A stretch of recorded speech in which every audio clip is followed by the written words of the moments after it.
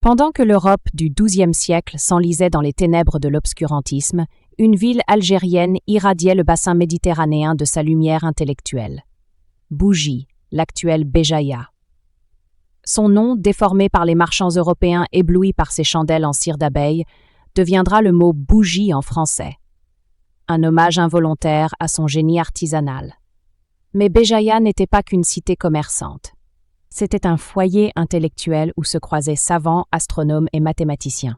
C'est ici que le jeune Leonardo Fibonacci, futur père des mathématiques modernes, vint étudier. Sous la guidance des érudits algériens, il découvrit les chiffres arabes, le zéro et les principes de l'algèbre. De retour en Europe, il publia le Liber Abaci en 1202, un ouvrage révolutionnaire où il introduisit la suite de Fibonacci. Cette séquence mathématique omniprésente dans la nature, de la spirale des galaxies à la croissance des plantes.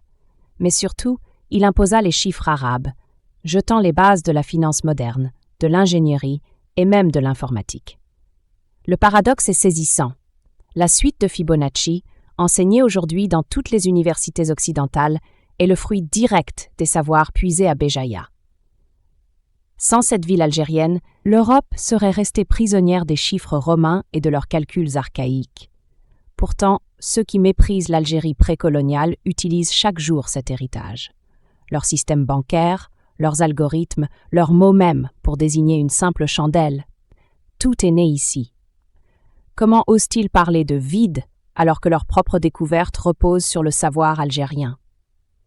La France coloniale a tenté d'ensevelir cette mémoire. Elle a brûlé des manuscrits, fermé des écoles, effacé des noms, mais comme le phénix, la vérité renaît.